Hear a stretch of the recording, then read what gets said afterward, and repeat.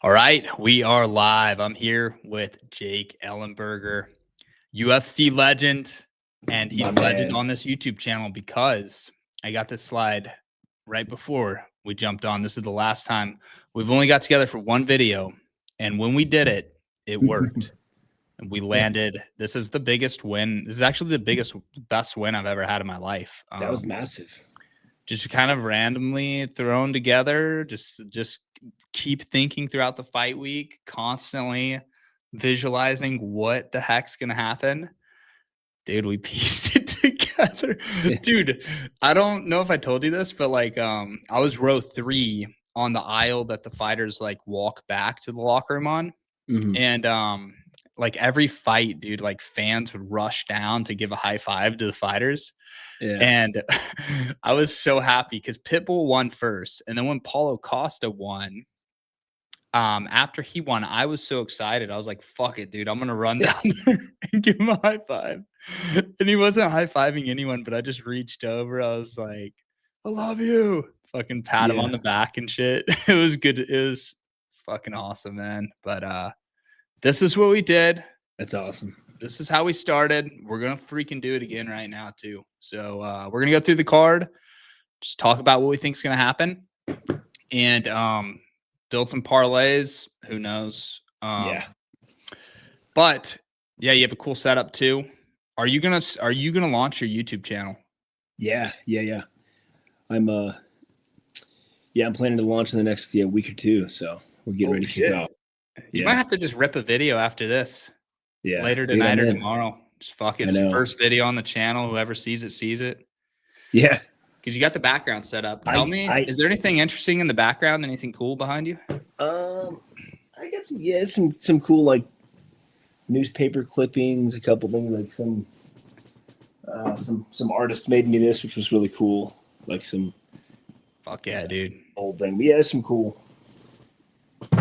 artwork, but it's coming along. It's coming together. So that's all you need, bro. All you need is a webcam. You don't even need a background, but if you got a background, it's cool.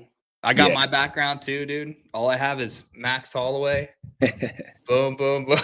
And then this shit I got on Amazon. That's cool, so, dude, we're leveling. Looks good. Leveling up.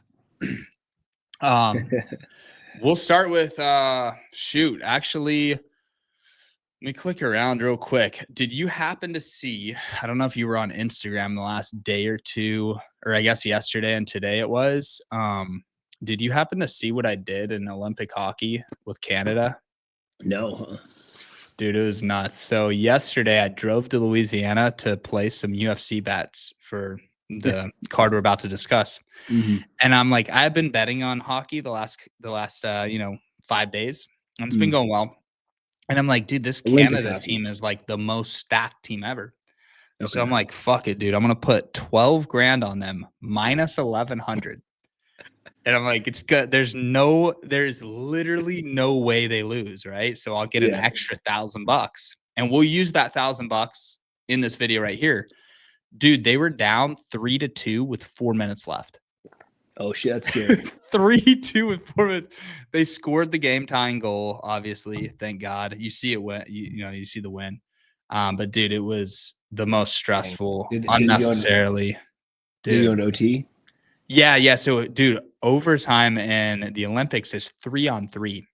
So, have you watched 3-on-3 hockey by any chance? No. I think it's 4-on-4 in NHL, if I'm not mistaken. No, I think it's 3-on-3. So 3-on-3 is crazy, bro, because like there's so much open ice that once a team possesses the puck, really the only way to get the puck back from that team is they're going to get a shot. And when your goalie saves it, you just have to scoop the rebound.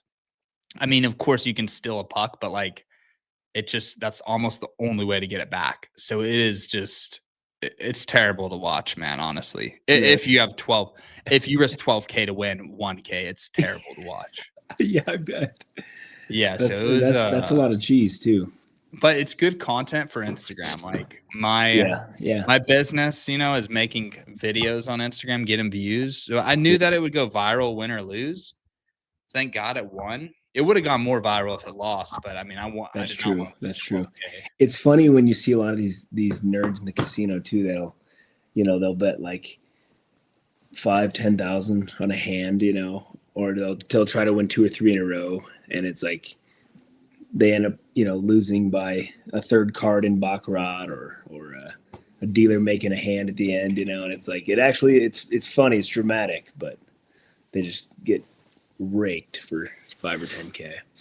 Yeah, when you're making content like these gamblers, you put me on to watching these casino style content creators, and I've been taking notes and stuff. Like, it's crazy, man. Once you learn the algorithm for short form content like Instagram and TikTok, some of the stuff, it's like it's an easier pill to swallow if you lose in a way where you win, you barely lose by 1, because the watch time's going to go through the roof, the video is going to go viral.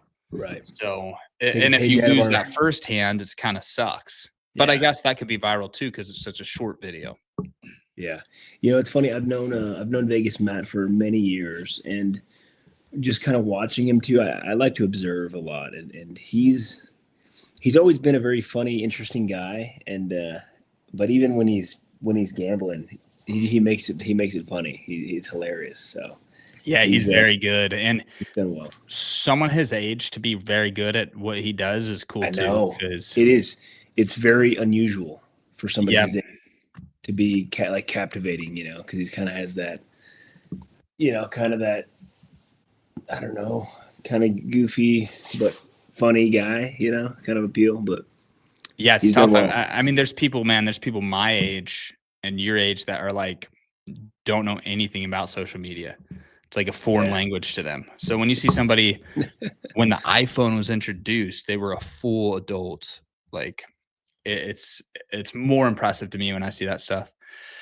Bro, look at this freaking card though, man. I mean, this is a banger card. This actually is really like, I'm really pumped to go. There's a lot of sleeper fights here too.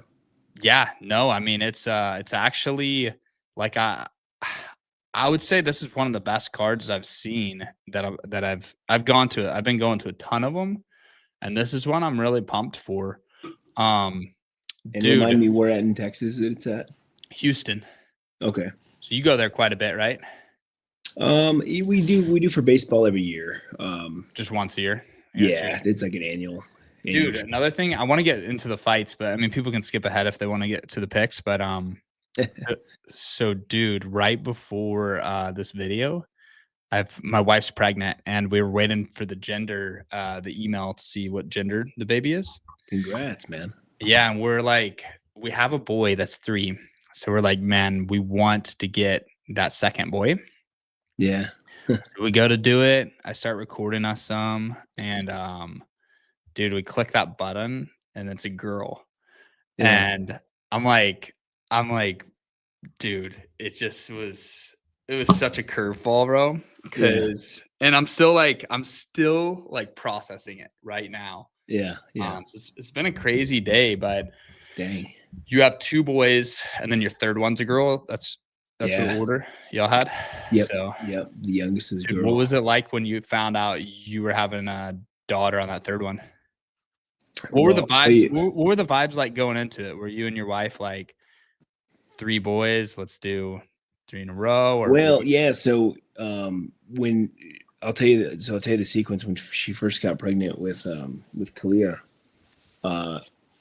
We go to the doctor and get all the doctor appointment, and there was 2 heartbeats, so it was twins.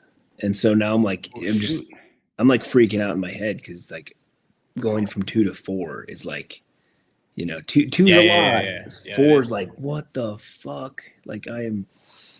So there, that was a big like, holy crap moment. But like anything, it's a lot to process. But yeah, when one of them wasn't like kind of viable, they were kind of like, or they kind of knew that. I guess with technology, they kind of can see. But yeah, there's a lot of emotions, excitement too, and are you telling me that you guys lost the twin? Yes, there was 2. She was pregnant with 2 at the same twins. Because you don't have 2 girls.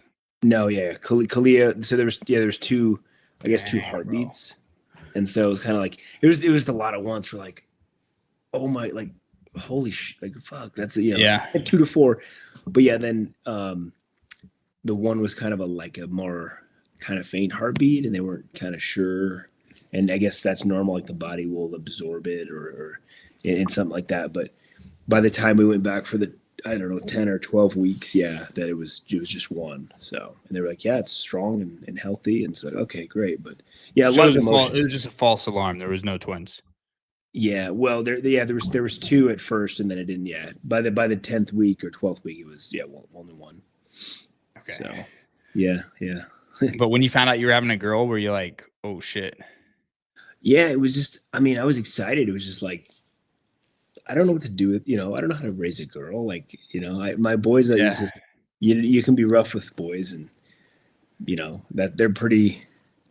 I had 2 brothers. Like, I know what to do with boys, and so it's like, man, I gotta learn how to be a girl dad, But that's interesting. Yeah, I have 2 brothers as well, so it was just 3 boys. So it was all dudes, and then my first was a boy. So I was like, dude, if we have 3 boys, that'll be dope. Yeah. Let's keep it going. Yeah. Now I'm like, dude, even talking to you, I'm like, I can't even believe it. I can't even believe it. But well, it is, it's fucking nuts though. But it is. No, you'll enjoy it though. Yeah, no, I'm pumped, man. I'm pumped, but I'm also like, I'm adjusting still. I'm still like absorbing it. But first, check this thing out, bro. So there you are on the left. And I was thinking Strickland, easy, 100%. And then you sent me this photo. I'm like, dude, every time you send me a photo training with someone, they lose. I think, right? Really? I don't know. Is that the case? It's a curse. But it has usually been older dudes, because you're connected to the guys that are a little bit older. Because when you were in the UFC, that's when they were probably young in the UFC. Right. And this one's different.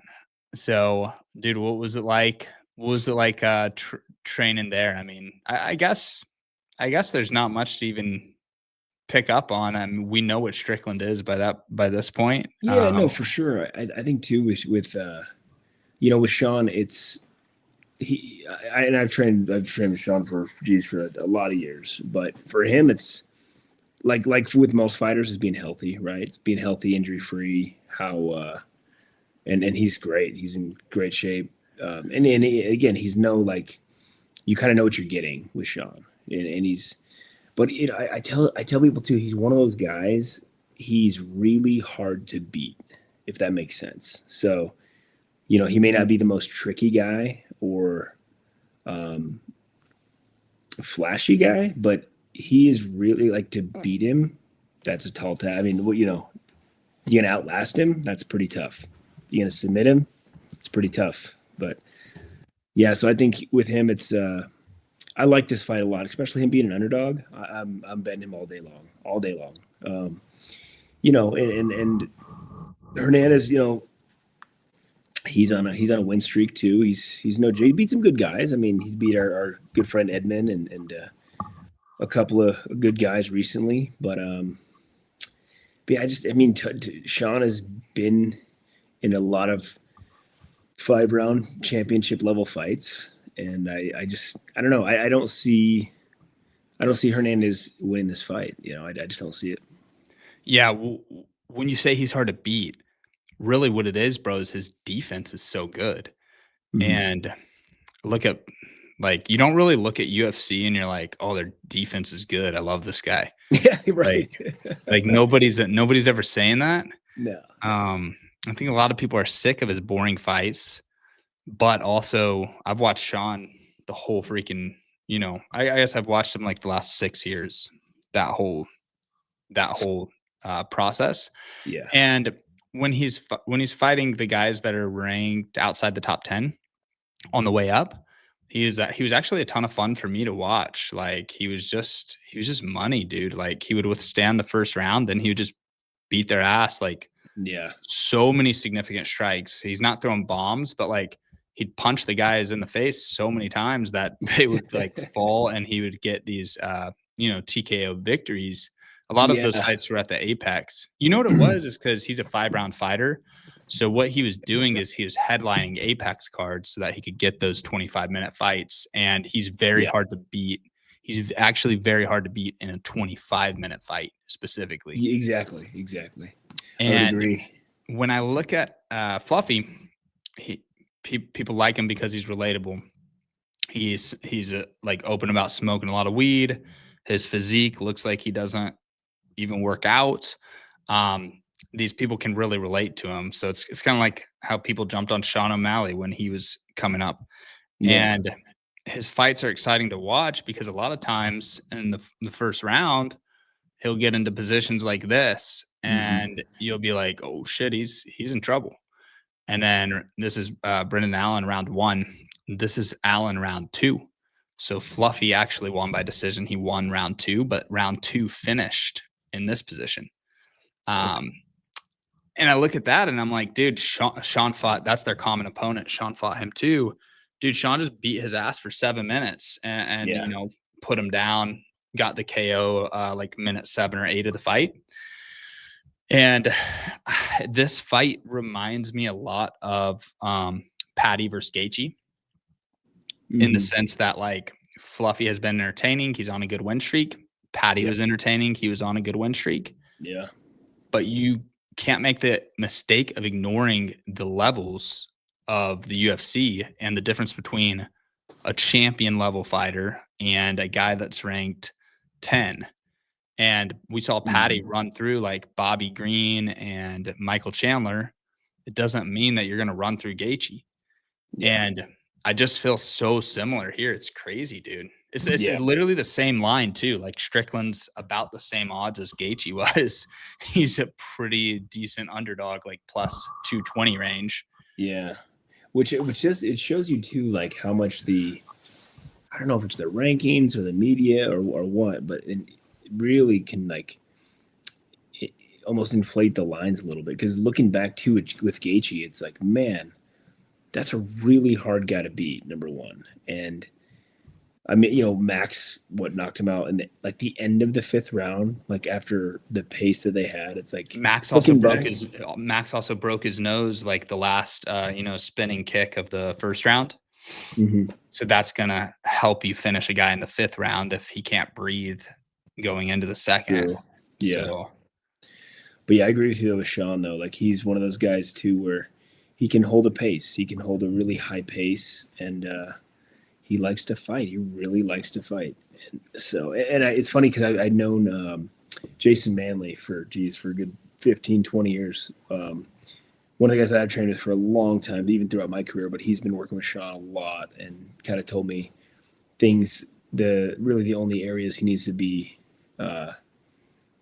just really hyper aware of and stay, just stay smart, fight smart. And again, like, if you're a guy where you're like, okay, my goal is to take Sean down and finish him or control him, like that's a hard thing to do. And again, like I say that because I've been just training with him for so many years. I just don't see that Hernandez being the guy to do that. Dude, so what do you think about Sean versus Chimaev? Because the reason I asked that is because Sean is 25-1 to hold the belt at the end of the year. And if he wins this, he has a win over a lot of the guys in the title picture. Like head to head, he has wins over them. So he would have to be the next up. So I would assume he would fight Chimaev October, November, December of this year. So if you did that futures, you're basically just betting on him to win this fight and Chimaev. Yeah. It's hard to say, bro, because I know Chimaev changed a lot about how he prepared going into that last fight with the weight cut and stuff. Out there in California, but like also if you look at Chimaev versus Gilbert Burns and versus Usman too, versus Burns and Usman, it didn't look perfect, especially round 3 of those were 3-round fights, both of them. Right. Yeah, that'd be definitely one I have to think about, but that'd be a tough fight. It's a different beast. Yeah. But it's 25-1. So it's like, it's kind of like, fuck, dude, 25-1, sprinkle on that a little. Why not? Exactly. Just so that at the end of the year, if you're right, you look like a genius and it's fun. Yeah. But I'm looking at him like, if you think he's going to beat Fluffy, that's a pretty nice bet. I mean, I guess most people don't want to tie their money up that long. But when I look at this, bro, I've been doing the numbers and the math, and it's kind of tricky, like getting used to betting on the spreads here. Honestly, best value is probably Strickland plus 9.5. The thing about Sean is he fights in a way where, like, dude, I mean, he's got to have the record for split decisions. He has so many split decisions both ways throughout his career, because a lot of these rounds, man, are freaking hard to judge. Yeah. He's not doing a whole lot. And when I bet on the spread, usually it's not worth moving a 9.5 up to 13.5. But dude, like, even in that second DDP fight where he had the shoulder injury, and the shoulder injury is very important to be aware of too. The only fight he's really looked like shit was that second DDP fight, and it was very weird. His coach even like was frustrated with him after, but knowing Sean's personality and like understanding things, basically he had the injury. He recognized it doesn't matter. Like, he's not going to pull out of the fight. So his solution was, or his decision was, I'm not even going to tell my coach about the injury. I'm just not even going to fucking bring it up because it doesn't matter. I'm going to fight anyways. Right. So literally his coach didn't even know about the injury, which I would have preferred he tell the coach so that the coach could make a game plan knowing about it. But yeah, that's how you approach that fight. So that actually gave me a lot of clarity on why he looked like shit, why his coach was so pissed off afterwards. And I feel good that he's had a full year off to recover, and we're not going to see that Strickland that we saw in that second DDP fight. You're going to see probably the healthiest Sean Strickland we've seen in a while. Right. And when he's healthy, I mean, he's the guy that knocked Izzy off. Yeah, and I think too, time off typically isn't good for guys, but I would say for somebody like Sean, the time away has been great. Like, having to let his body heal, heal injuries that have been kind of nagging in the past, and then going, and he's always in the gym anyway. Like, he's in the gym coaching, training, doing some grappling, whatever it is. But he's not like he hasn't been training at all. So it's like, break away from competition, been able to heal up, not worry about his weight. I think that's a good thing overall for him. Yeah, and I think a lot of people that I'm seeing pick Fluffy, like, I think they're forgetting, man. Like, I think what they're doing is they're not rewatching the fights. Like, I'm betting such large amounts, man, that before I pulled the trigger on these bets, like, I'll probably have 30 grand down, which is a good amount for anyone, but it's enough for me where I'm like, I'm gonna watch every second of every fight, at least the last 7 fights or so. I'm gonna sit down, 5 to 7 fights, or walk on the treadmill or whatever and watch. And I think a lot of people are remembering the end of Fluffy's fights and thinking about like him finishing on top, but they're not. Like, there's moments in these fights. I only have these 2 still shots, but like, Brendan Allen doing this to you is not a good indicator to me. And there were other guys that did this to Fluffy too. Mm-hmm. And he came out with the win, and that's all that people are going to remember when you're on a win streak. Right. But when I see those moments where he's in terrible positions, it gives me a lot of confidence. And this was a bet that I slammed. I'm not logged into my account right now. But I put 8 grand on this. I'll post it on my winnable for free as well. So if anybody watching this is on the free winnable, I'll post the screenshot of the bet. I did the amount that I won on the Super Bowl bet, betting on New England under 21.5 points. I turned like 5K into like 8,400. So I put like 8,400 on this. I really love this play right here, because the only way it can really lose is if Fluffy finishes Sean. And I'm very confident that if Fluffy wins, it's going to be him winning the rounds, winning on the judges' scorecard. Might even be a split decision. Right. Probably be 3 rounds to 2. This spread right here, 13.5, though, basically Sean just needs one judge to give him 1 round. So If one judge has it 49-46, we're solid. Which actually one judge gave him 1 round versus DDP. So he literally would have covered this line versus Dracus in both fights. I don't even know if I mean, love that bet. Pereira finished him, but yeah, like outside of that, he's covering if you're taking him with the points, and that's minus 160. So that's what I would slam. And I'll just scroll through these, man. And if you have but just to clarify, even if Sean wins by TKO, submission, decision, those are all still points. If you win by finish, the points don't matter. Right. If you win by the points and you have plus points, it's just like football. If you take the underdog and if you take the underdog and they win outright, you win, you know. It's crazy though, bro, because you know, Dan Ige is another guy that I like on the points. You can take him plus 3.5. We could skip to this one. Dude, honestly, you know, I'm a fan of a lot of the extreme couture guys, but like they seem to be losing a ton of fights. They haven't been very reliable for me over like the last year betting. And man, what do you think about this fight right here? Do you know much about Costa? I don't know a lot about him. I mean, he looks crazy with his 5'10", you know, he's certainly tall for that weight, but I don't know a ton about him. It's basically an up and comer. You know, you look at Ige's fight history. Like, dude, his fight history is fucking crazy. None of these, like Lerone Murphy, Diego, Bryce Mitchell, Movzar down here, Josh Emmett even. So, dude, you look at these losses. 1, 2, 3, 4, 5. Yeah, those guy. 5. Pitbull. I mean, these are crazy. He literally could be like the 8th best in the world in that division, and you still lose those fights. So you could, even though his record doesn't look good, 19-10, he still could be. That's where it's tough. But instead of let me get back here. Instead of taking him as an underdog, though, I'm not really comfortable with that. But I am comfortable like with him. I could totally see him losing round 1 and 2, and then round 3, just going all out, winning round 3. Or I could see, I could just see him winning 1 round. So if I go to plus 3.5, if I go to the plus 3.5, was minus 160 earlier in the week, but minus 180 now. This is pretty solid right here.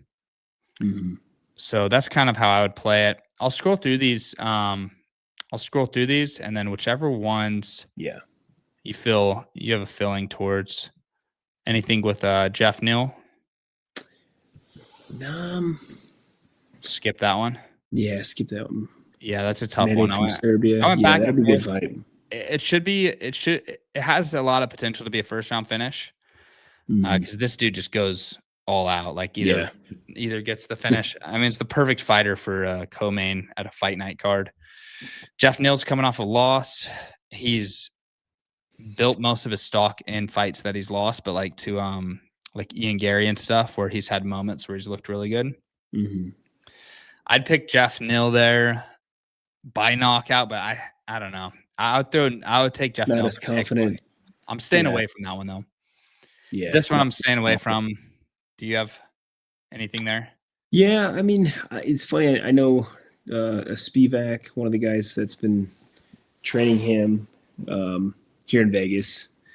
But again, there's so many unknowns. I mean, heavyweight, right? There's heavyweights are tough too, because unless you have like an incredibly skilled guy like Cyril Gahn, John Jones, those kind of like top 5 guys, it's really hard to confidently pick a heavyweight. And this guy, this Croatian guy, I don't know a ton about him. I mean, I think he's kind of an up and comer, but yeah, I gotta take a little break after Taliesin Teixeira and Tai Tuivasa. They fucked up some parlays for me, bro. I had them to like under 7.5 minutes, under 1.5 rounds, which is crazy. You know what, dude? I had Teixeira by finish. So I could have taken a 3rd round finish even, I think, if I'm not mistaken. Really? And like, dude, I don't know how he didn't finish that fight. Dude, what pisses me off, man, is like he had nothing in the gas tank. and he had Ty and full mount round 2. If you know you have nothing in the gas tank, you have to finish him knowing that you cannot afford to let it go to round 3. It's just so retarded. It's crazy. But after that, I'm like, yeah, fuck the heavyweights for now. Unless it's someone that I have, a good read on, but I definitely don't in that one. This is a very interesting fight. That's a fun one. I put Smith in some parlays his last fight, dude, and he like gassed out like 3 minutes in. I don't know if you remember that, but he gassed out like he's like a crazy prospect. Daniel Cormier loves him because I think he wrestled at Oklahoma State.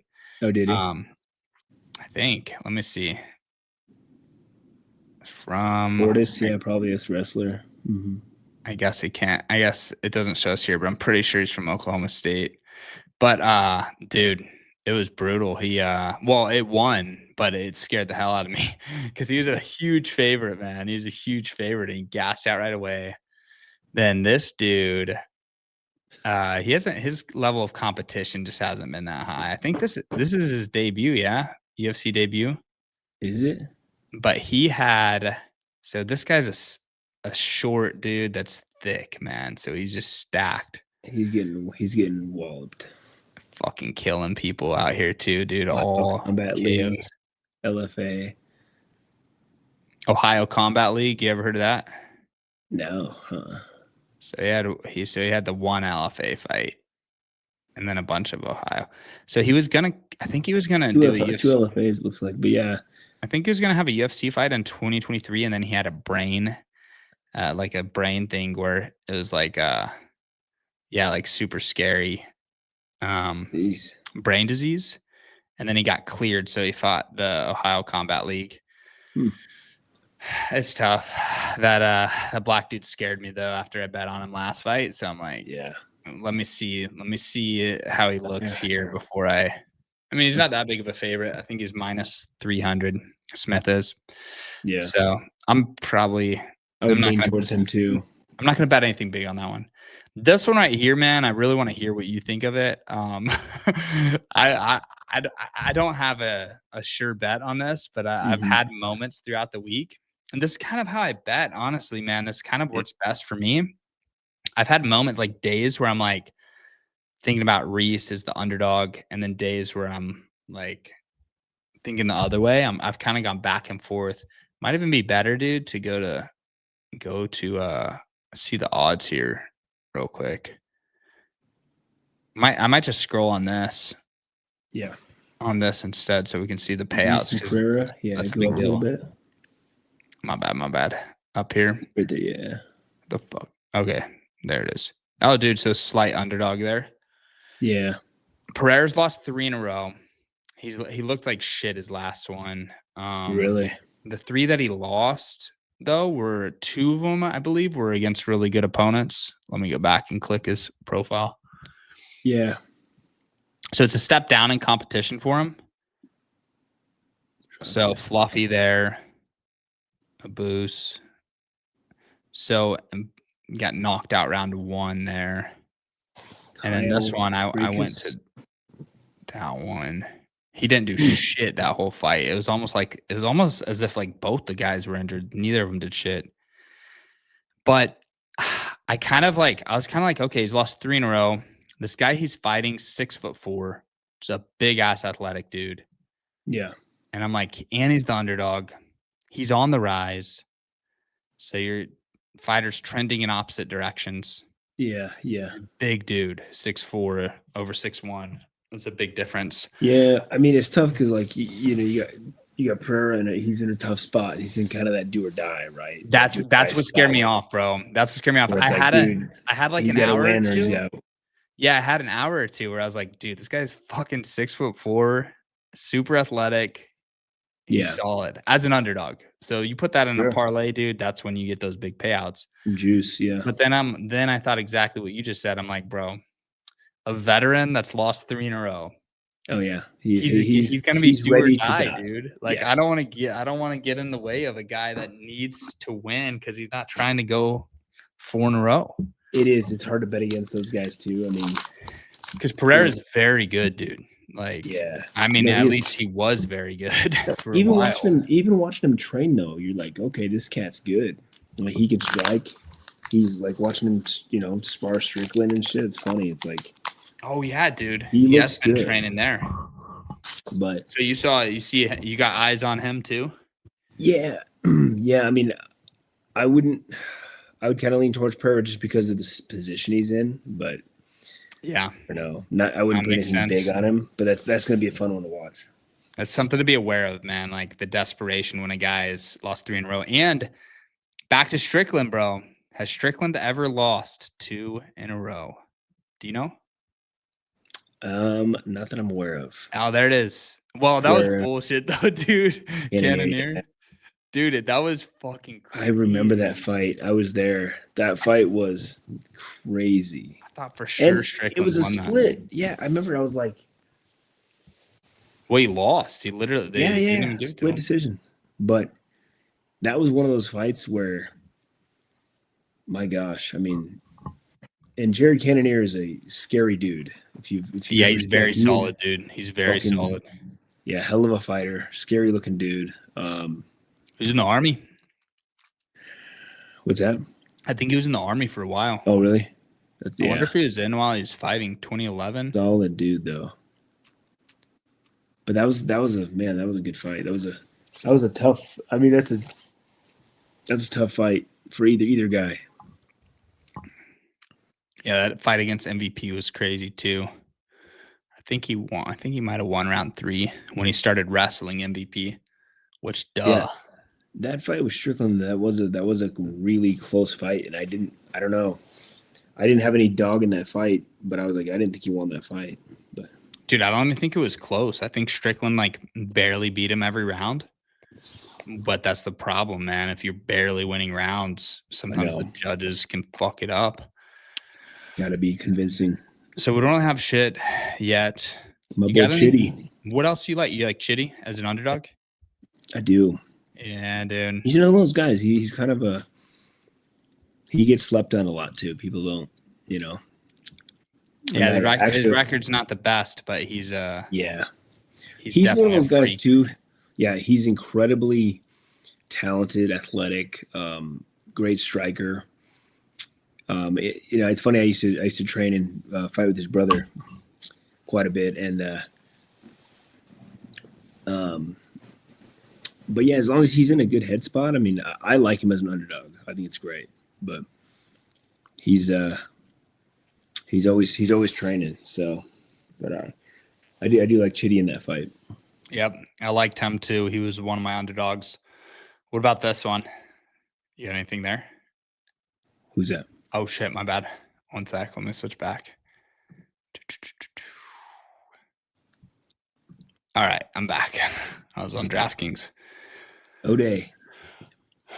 So you got O'Day too. So he's a slight underdog. I like those 125, the heavyweight, and then the 125 pounders. Dude, they're hard to pick, bro. I know. They're so small. It's kind of like just 2 tiny ass dudes that are so good. They're always so good, obviously. Yeah. This guy from Kazakhstan too. I know. I know nothing about him. So it's like, how do I don't know. But he has, is this accurate, dude? 0 takedowns. He doesn't take anyone down. It's got to be bullshit, dude. Where did Shelby find this guy? Let me see how many. So he's got 2 UFC. Sometimes those stats are only those 2 UFC ones, though. Was that for a title?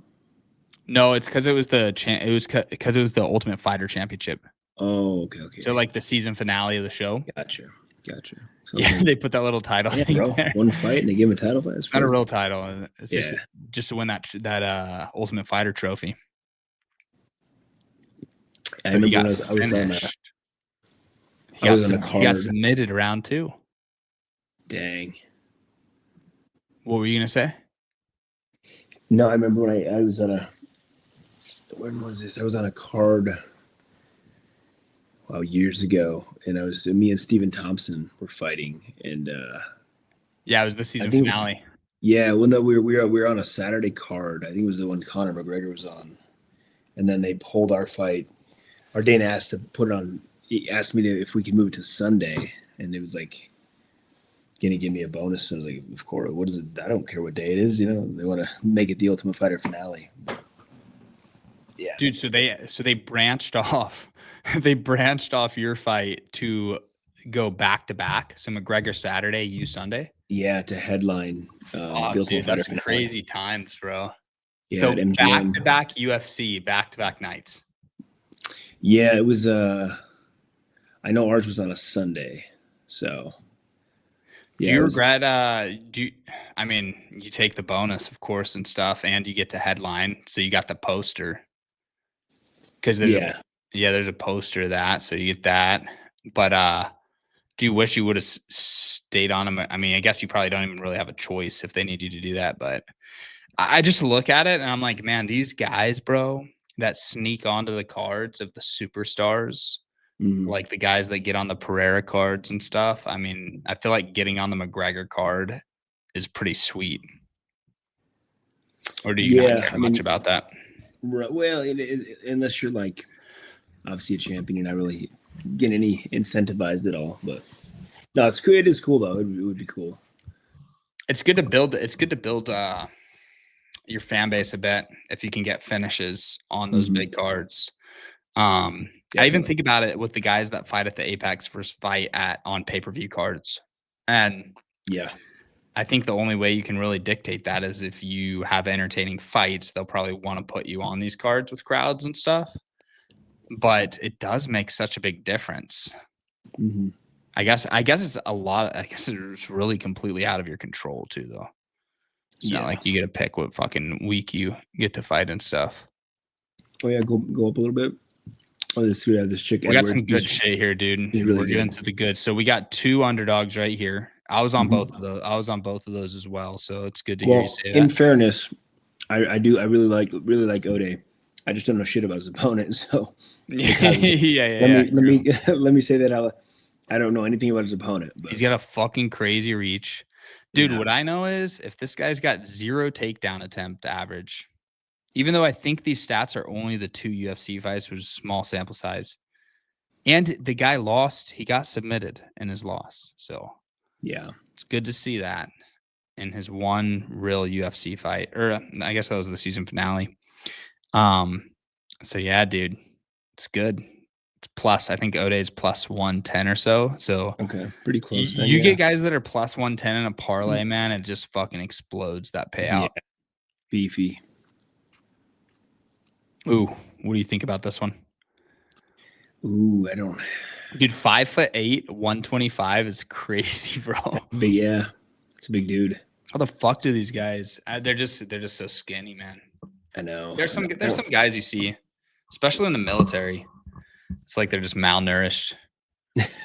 You know what I mean? Yeah. It's like literally I think they were literally like just poor growing up and didn't fucking eat because it's like their bones. It's like, I'm pretty sure my bone is thicker than your entire leg if you took my skeleton. Yeah. 5'8" in the flyweight division. I don't know any of the. This guy looks like a fucking scrub to me. I don't know. Well, this guy had a good showing at the San Antonio card. But, did he? But Claudia. I like him. He's a decent sized favorite. I think he's minus 200, minus 300. There's a good parlay piece there. Let me update this. Let me update this DraftKings parlay real quick. Get our freaking underdogs in there.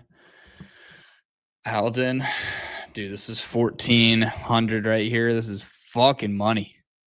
It's beautiful. You got to break it up into little 3-mans, little 2-mans, but it would be nice to hit a big one. Jocelyn Edwards, I love. She's just been doing well lately, like 2 finishes in a row. She's awesome. Yeah. And she looked fucking solid. She is in Kansas City. Yeah, and she's a badass. I trained with her at Couture and trained alongside her. And one of the things that I really liked and was always impressed with her, she's very coachable. Like I know her, her coach, one of her coaches, Nate, who's an awesome boxing coach.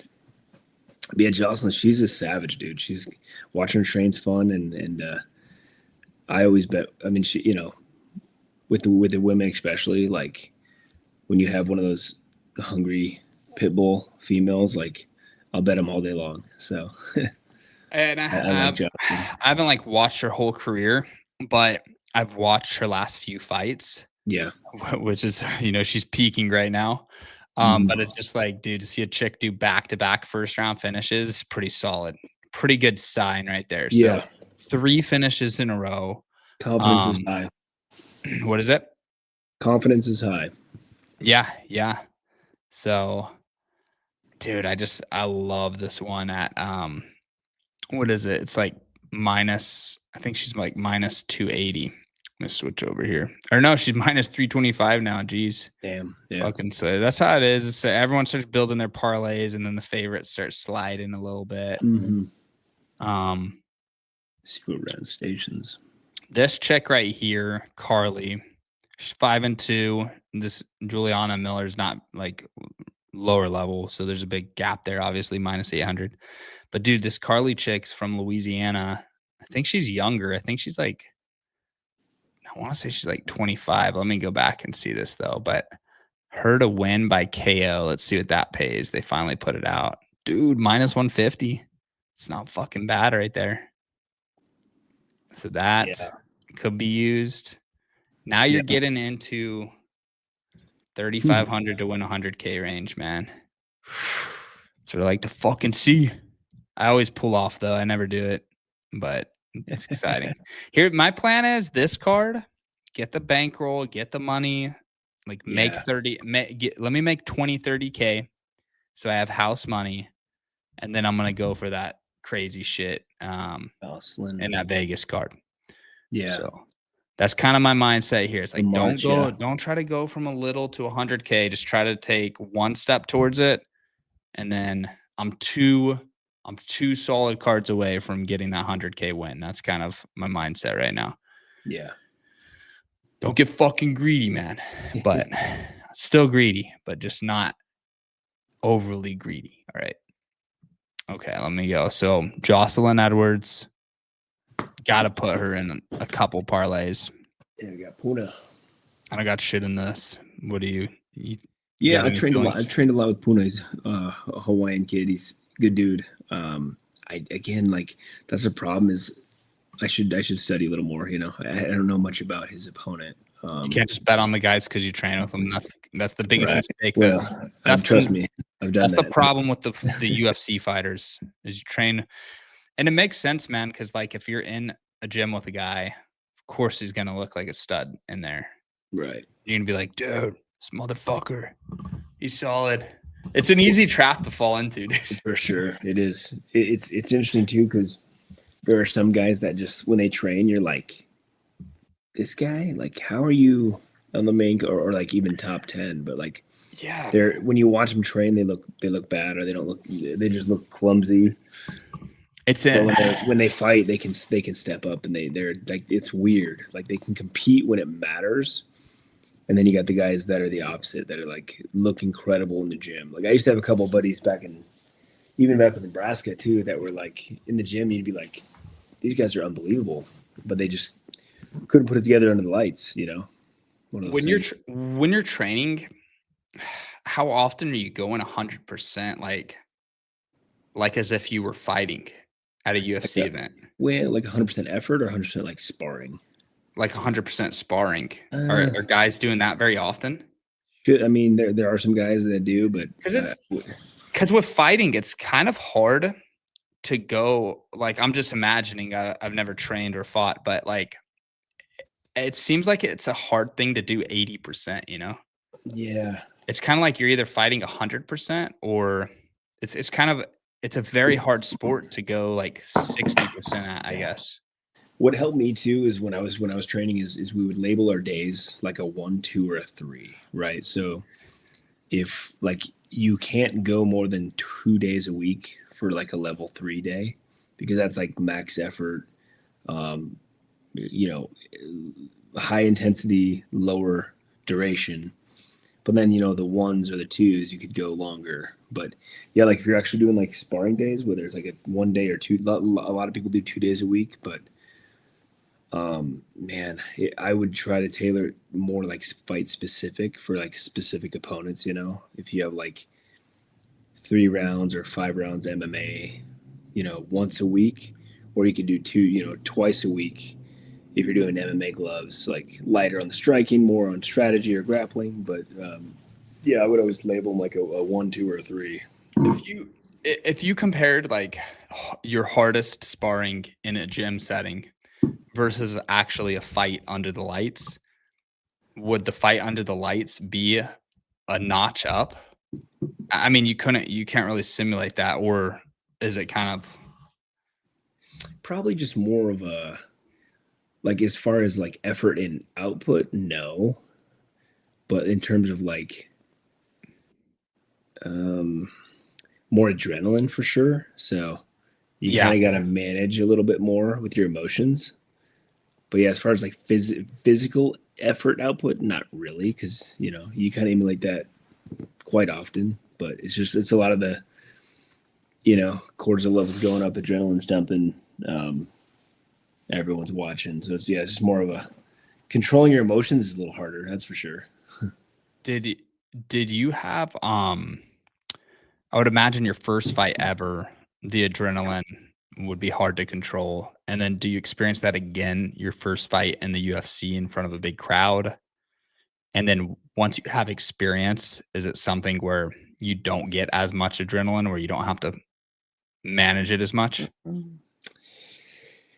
No, you still get it. I think you just I think you just manage it better, to be honest. But I don't know. What do you think causes these guys to lose their UFC debut? Because if you look at like all the UFC debuts, the first fight in the UFC, Yeah, there's a real pattern, man, where guys are underperforming. Like if we had the stats on the payouts against the spread, man, like if you just bet on against every guy that did their UFC debut, you'd be up for sure. Yeah, Over the last 2 years. Yeah. You Yeah, I think don't know. you think it has to do with adrenaline, or you think it has to do with like guys maybe like getting paranoid of the adrenaline dump, so they're like fighting differently than they normally would have? I mean, I would assume it has a lot to do with nerves and yeah, just like new stage, right? New lights, new stage, new promotion. The pressure they put on themselves, right? Because it's funny. I talk to a lot. I have a lot of actor friends, and I talk to a lot of them about auditions and like things that they do to try to like. And I'm more curious of like strategies. What do they do to like manage their emotions, or because right, you want to be able to almost go and do similar to fighting, right? You want to be at that. You want to have that right kind of arousal, if you will, which was a word one of this my buddy who's a muscle scientist used, but it's very true because you're managing a lot of different emotions and hormones, and so I don't know. I mean, every fight's so different, Like I had main events in my hometown when I fought Diego, which was nuts, and it was kind of like. But it's funny too. I'll tell you one thing that was that I've noticed. It was very true for me in my career was the fights that I didn't care what happened. I did the best in. I didn't give a fuck. I was like, I don't like it. And it kind of sounds stupid, but it's just kind of being. I don't know. You kind of just. I wouldn't say like reckless, but you just don't. You're not thinking about what happens. You're like, I'm just gonna go. It's like I studied for the test. Let's take the fucking test. Whatever happens, happens. So it's those have kind of been where I've done my best. Where it's like I got nothing to lose. Whatever happens, happens. It's funny you say that. I was actually thinking of when I was watching interviews, I was thinking of that mindset and how it's better for fighters to be in that mindset. I was actually thinking of it with my $12,000 bet on Canada, where I was like, man, it's crazy. I've gotten to the point where I don't fear losing.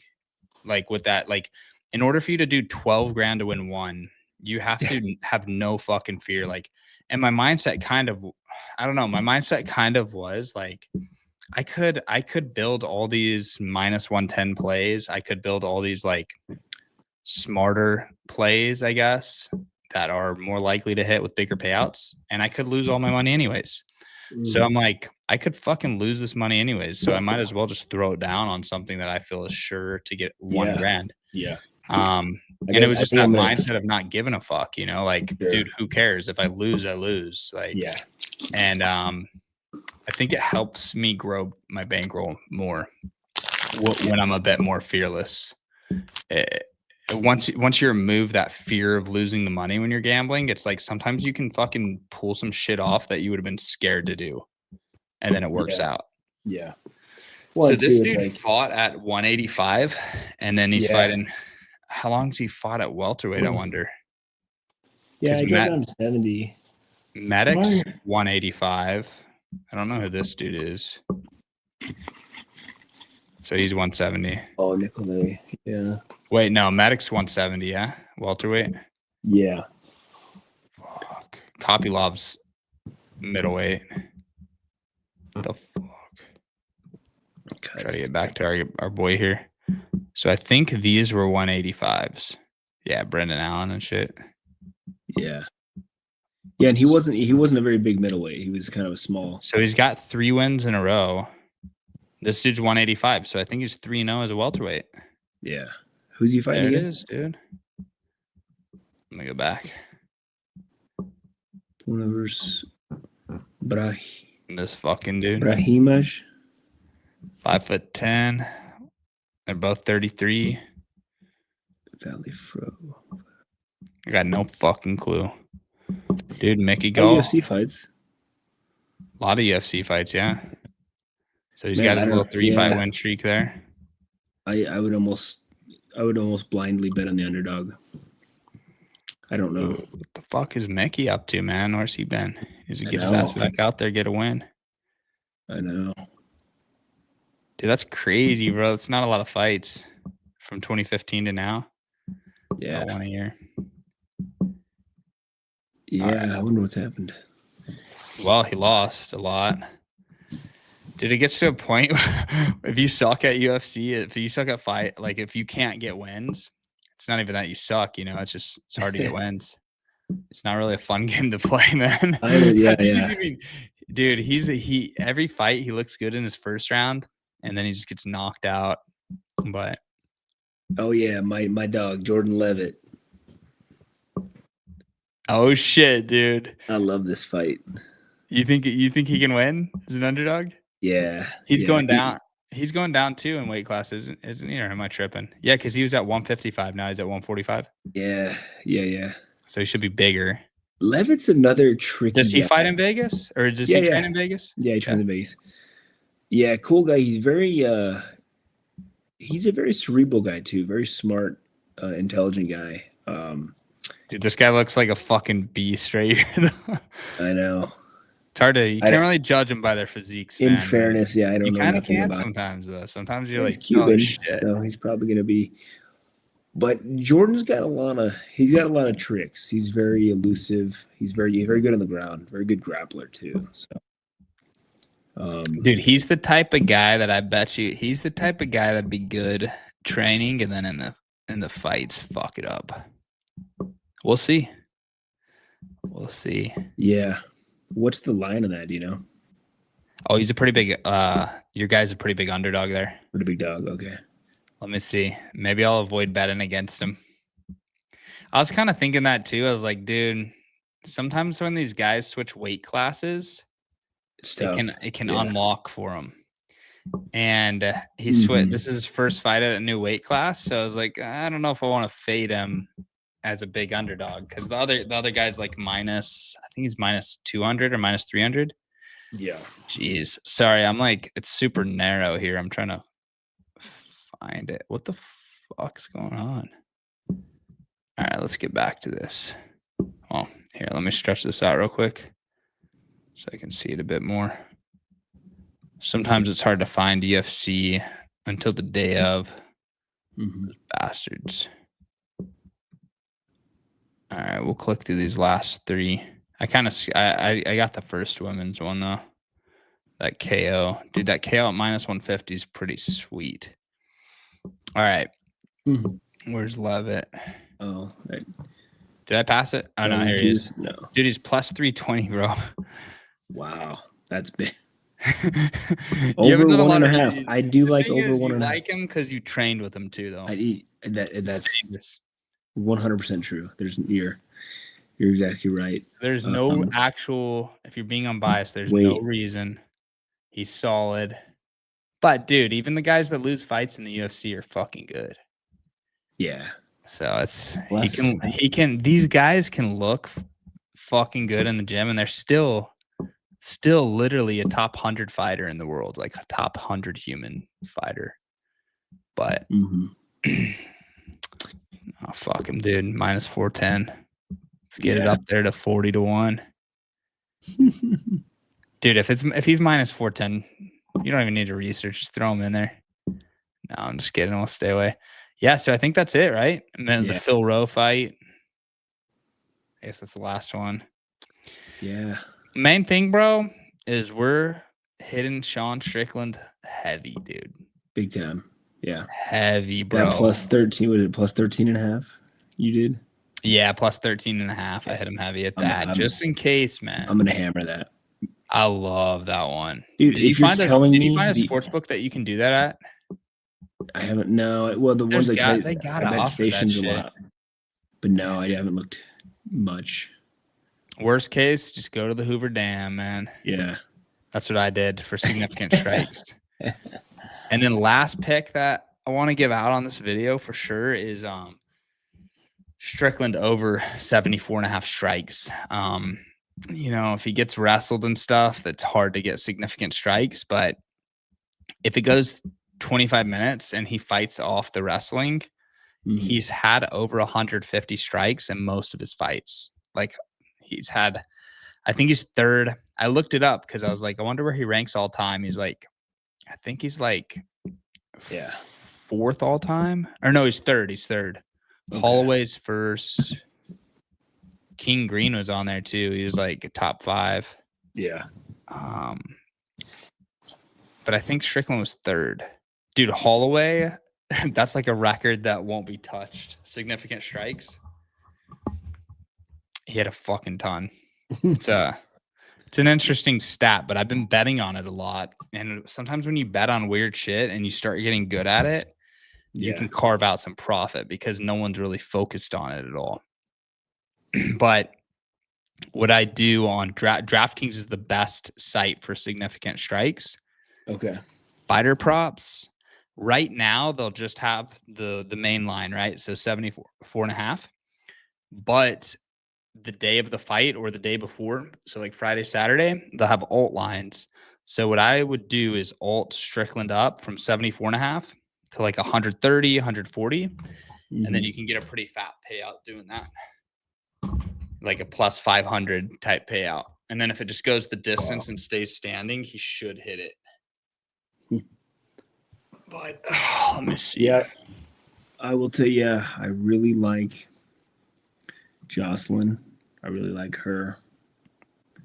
I really like the Strickland plus 13.5. Love it. Love it. Dude, the 13.5 is one of the best bets I've seen. I mean, dude, if Fluffy finishes him, I've seen a lot of people predict Fluffy to finish him. Then I'm fucked, but I'm down to lose that bet. Like I'm willing. Yeah. If that's the case, I'm taking that bet. I deserve to lose. So significant strikes landed for Strickland, 128, 182. This is the column right here. Yeah. Dude, it's fucking crazy how often he goes over 150. Now, Fluffy's supposed to take him down 6 times. None of these guys took him down 6 times, but there's a lot of fights in there, bro, where he has over 150. I mean, Sean's not easy to take down either, but yeah, that's what I'm saying, man. Like I just think it's crazy to think. Okay, another thing, I wish I would have said this earlier when we started on Sean. I'll probably make a standalone video just talking about that fight, but like watching all of the interviews is so important when you're betting on fights. Getting inside the fighter's mindset. Big reason that I picked Max over Gaethje was because Gaethje was coming off of, I think approaching the real title, so he's kind of fallen down and sometimes when guys don't have a path to the title, they'll lose motivation. With Sean having 2 losses to Dracus, he kind of would have been fucked.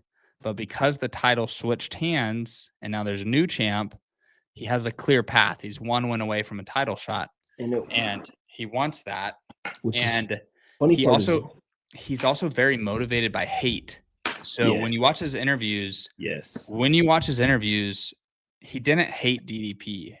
I think they kind of made friends after the first fight, so there's no bad blood. With Izzy, there was bad blood, and that motivated him through his whole run to the fight, and then it motivated him enough to win the fight. Right now, he hates Chimaev, dude. I mean, they actually had a beef at the gym because sounds like Chimaev's kind of annoying. And then they had a group chat beef, and then Sean was like, "Meet me at 3 p.m. We'll fight." And then so Sean actually wants to beat Chimaev's ass, and he knows. It's fucking crazy, dude. I mean, I get people have lives and shit, and I'm, my main focus in life is these bets, for like my job. But some of the stuff people are saying, they're like, I don't know if Sean's motivated after, he got the title. Now he's not motivated. I'm like, bro, the title never motivated him. Like when he won that belt, he like threw it down and shit. He hated Izzy. He genuinely couldn't stand Izzy, and that's what motivated him. Yeah. And he genuinely hates Chimaev. It's just crazy to me that people don't see this shit. Like I don't know, man. Like everyone sees the same interviews I see. If you watch Sean's interviews, he openly talks about Chimaev. He openly talked about Izzy. And if DDP was the champ, I would not be anywhere near as confident in Sean in this fight. But because he hates the champ and he has a path to the championship fight too, if he wins this, he's going to get that fight with Chimaev. Yeah. Dude, I'm like fucking he's literally all in one fight away from that fight. So those are points that I'm not seeing anybody make in the space either. No. And that's very important to understand. Like it's kind of weird, bro, because like in any sport, I've seen athletes in other sports be like, oh, we try 100% every time. And it is true, but like there's something about, man, having that like extra 5% of motivation that tips guys over the edge. Yeah. Sean O'Malley was in the same boat where he had 2 losses to the champ, Merab. So he had no path to the title. But then when that belt changes hands, now Sean O'Malley, now he won his fight. So he'll fight for the title, his next fight, if he wants to wait, which he will. And if Merab was the champ, like if Jan never took the belt from Merab, I would not have slammed O'Malley versus Song Yadong. Because I knew as soon as that belt changed hands, dude, guarantee you, as soon as that belt changed hands, Tim and Sean were watching that fight together, celebrating.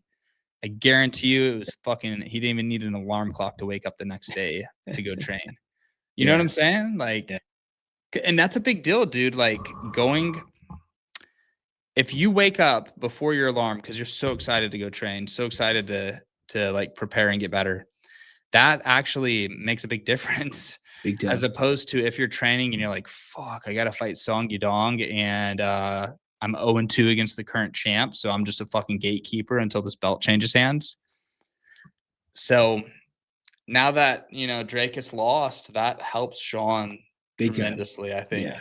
He's not a guy motivated by the belt. I think the bigger thing is he just hates Chimaev. Yeah. That's the big thing. That's the big thing. That's the catalyst. So it's going to be dope, bro. No doubt. The way he's talking in interviews, man, he's 10 out of 10. I mean, this is him at his best in the interviews that he's done this week. I mean, he went fucking hard, dude. Like, I love to see that shit. I mean, that's my favorite. So it's good to see him back. So I know his confidence is through the roof. So I'm all in on him. I'll bet on his money line as well, too. My public Instagram video will probably be plus the 13.5 because it's a bit safer. Yeah. But I definitely am slamming him on the money line. And let's be honest though, like, is this fight more likely to go to? Yeah, it's probably most likely to go to decision, of course. So, and if you're telling me that they're not going to give Sean's not going to win one round, you were out of your fucking mind. You'd have to get blanked 45-50. Realistically, to not cover with plus has Sean ever been beat 5 rounds in a row? Dude, or 3 rounds in so yes, DDP last fight, but guess what? One judge gave him 1 round, so he would have covered. Right. So he would have covered. So he lost by 13, so plus 13.5. Because anytime a judge gives you a round, as long as one judge gives him a round, right? It's a 2-point swing. So if you do the clean sweep 5 rounds on a guy, it's 45-50. So each judge you're getting 5 points. Yeah. So 15-0. You beat him by 15. Now, if one judge flips it, not only it's a 2-point swing because he's taking 1 point away from the guy that beat you and giving you 1 point. So you can't. There's no way that there could be a 14-point gap. It's either going to be 15, 13, 11, 9.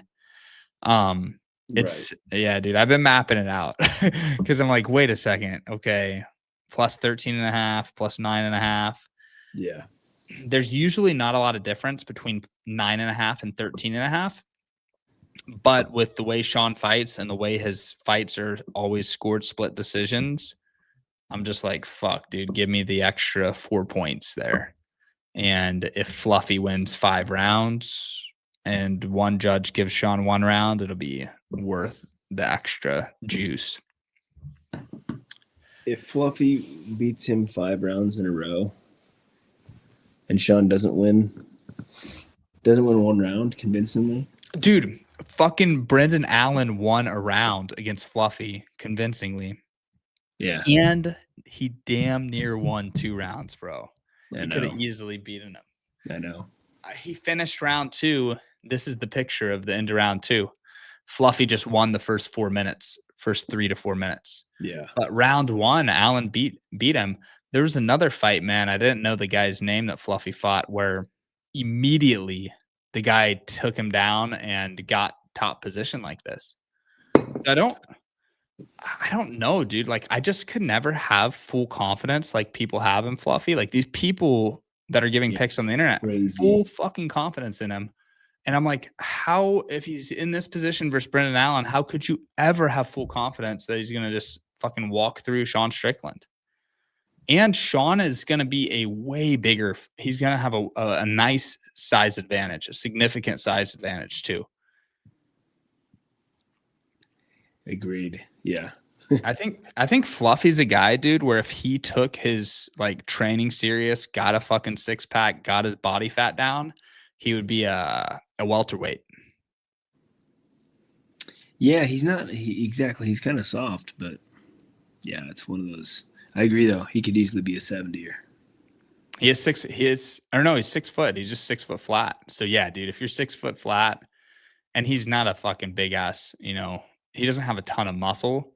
So he has to be able to get down to that. But I mean, dude, if you've won 8 in a row, you're not going to go down further. But I just think if he's trying to get that belt and trying to get the life-changing money. Yeah. The problem, yeah. It's dude, if Ian Gary can get to 170, then Fluffy. Dude, Ian Gary's a fucking big guy. He's a big fucker. Yeah. He's fucking huge, dude. And he's not like a twig either. He's 6'3", and he's obviously lean, man, but he's not like a twig. That's a dude. I think Ian Gary could get Islam too. I really want to see that. But you got to go Usman next, I think. Yeah. Usman Islam would be dope. And then Islam will retire before Gary, I bet you.